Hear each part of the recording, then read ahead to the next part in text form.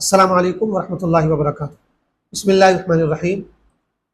محرم کے مہینے کو نہ جانے کیوں ہمارے یہاں غم کا اور سوگ کا مہینہ سمجھا جاتا ہے۔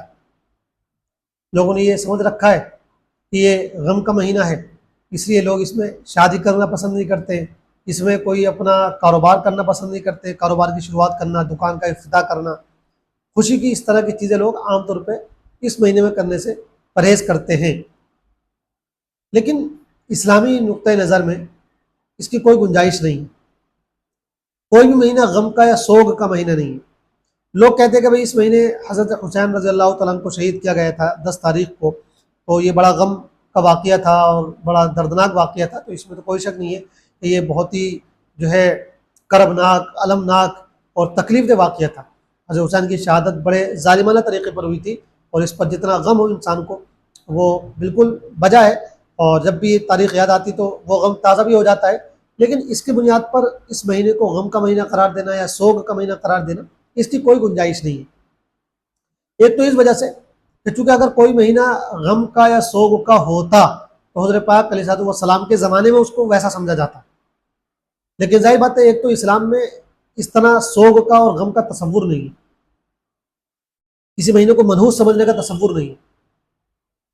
ایک بات تو یہ، دوسری بات یہ کہ اگر محرم کے مہینے میں کوئی ایسی بات ہوتی تو حضرت پاک اس کو واضح فرما کے جاتے، لیکن حضرت پاک نے ایسا کچھ نہیں فرمایا، اور نہ صحابہ کرام نے ایسا اس کو سمجھا۔ پھر اگر حضرت حسین رضی اللہ تعالیٰ عنہ کی شہادت ہوئی ہے تو وہ ہوئی ہے حضرت پاک کی وفات کے تقریباً 50 سال کے بعد، 61 ہجری میں ہوئی ہے۔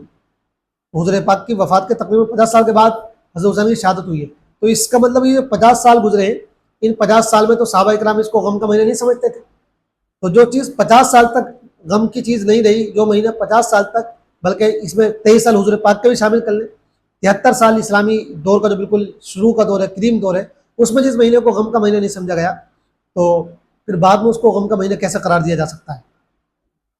اور تیسری بات یہ کہ بھئی اگر ہم اس طرح کسی کی شہادت کو بنیاد بنا کر اس مہینے کو غم کا مہینہ قرار دیں تو ہماری تاریخ میں اتنی شہادتیں ہیں کہ کوئی مہینہ اور مہینے کا کوئی دن مشکل سے بچے گا، پھر تو ہمیں پورے سال غم منانا چاہیے، پورے سال ہمیں سوگ منانا چاہیے۔